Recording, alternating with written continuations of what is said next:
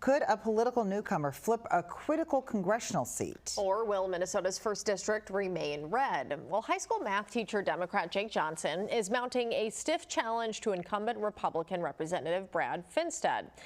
In the last month, the Cook Political Report has downgraded Finstad's chances of winning from solid to likely Republican. In today's Talking Points, Esme Murphy explains what's at stake. Minnesota's 1st congressional district stretches the length of the state's southern border, including high-tech Rochester and some of Minnesota's best farmlands and biggest food processors. It has delivered big wins for Republicans in recent years. Donald Trump won here in 2024 by 12 percentage points. That year, Minnesota Congressman Brad Finstad cruised to victory by a slightly larger margin, 58 to 41%. But this year, a high school math teacher is running an upstart campaign. Jake Johnson is matching Finstad in fundraising and giving Democrats a long-shot chance of unseating an incumbent. According to Congressional Quarterly in 2025, Finstad voted 99% of the time with President Trump. Is that, first of all, is that accurate, do you think? And also, is that what really reflects where the people of the 1st District are right now? Yeah, Esme, that's news to me. I mean, I don't walk onto the House floor checking the temperature of the opinion of the president. I walk in there representing 700,000 people in southern Minnesota. Jake Johnson says Finstad's support for Trump is the #1 issue in the campaign. What I'm hearing is people want somebody that thinks for themselves, you know, and for me, like I tell people, I am not working for a party.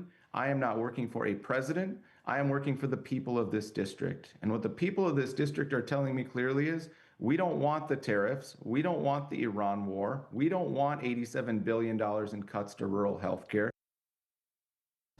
And Esme joins us now. Esme, it sounds a little familiar, right? High school math teacher mounting a first-time long-shot bid to unseat an incumbent. Looked like Tim Walz in 2006. It's pretty incredible. I mean, the parallels are absolutely amazing. A public school teacher taking a leave of absence to run an unlikely campaign. That's exactly what Tim Walz did. Republican. There were even some situations with the president and the midterms coming in. The president was unpopular, George W. Bush. And Tim Walz just came out of nowhere to win that seat. And that is what Jake Johnson is hoping to do. He says he is not Tim Walz 2.0, but it is an amazing parallel.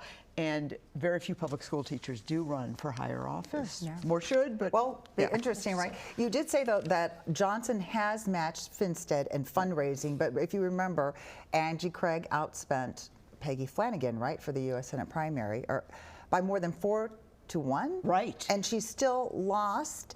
So is fundraising critical?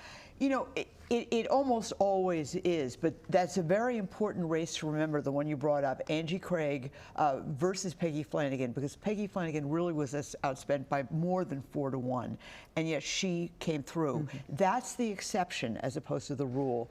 The fact that Johnson has been able to raise this kind of money against an incumbent from a small rural district is very unusual, and that's why things like the Cook Political Report have changed the rating on this race. They see this as a potential upset. Raising some eyebrows. A lot of out-of-state money coming in for him, do you know? Not yet, but if the polls start coming in showing Johnson close, that'll change. Also, if Finstad starts looking like it's a blowout and he's going to win by a long margin, then that's pretty much it. Okay. Thanks, Esme. You can see more of Esme's conversation right now or anytime by just going to our YouTube channel and searching for Talking Points.